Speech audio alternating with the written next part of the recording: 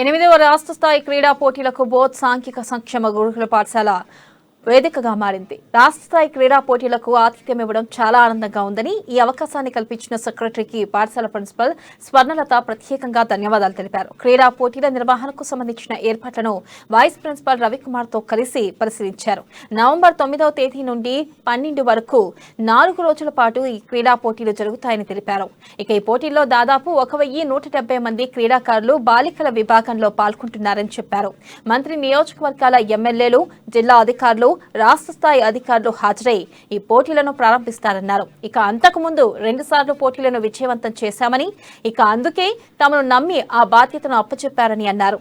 క్రీడాకారులకు ఎలాంటి ఇబ్బందులు తలెత్తకుండా అన్ని సౌకర్యాలు కల్పిస్తామని భరోసా కల్పించారు.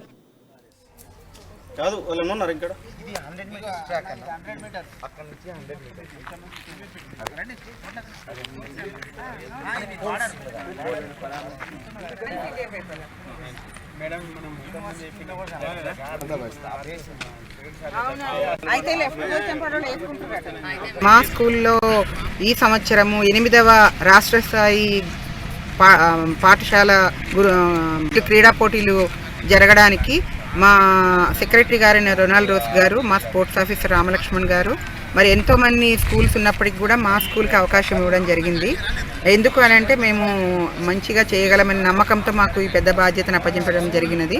సో 4 జోన్ల నుంచి మా వద్దకు విద్యార్థులు వస్తున్నారు. భద్రాద్రి కొత్తగూడెం, రాజన్న సిరిసిల్ల, బాసర జోను నుంచి మా దగ్గరకు వస్తున్నారు. 1176 మంది క్రీడాకారులు, 70 మంది పీడీపీఈటీలు ఇక్కడికి వచ్చి 4 రోజులు అంటే నవంబర్ 9వ తారీఖు నుంచి 12వ తారీఖు వరకు 17 ఈవెంట్లలో వాళ్ళ ఆటల పోటీలు జరుగుతున్నాయి. జోనల్ లెవెల్లో ఫస్ట్, సెకండ్ విన్నర్స్ వాళ్లకు ఈ రాష్ట్ర స్థాయి గురుకుల కళాశాల పాఠశాలలో క్రీడా పోటీలు జరుగుతున్నాయి.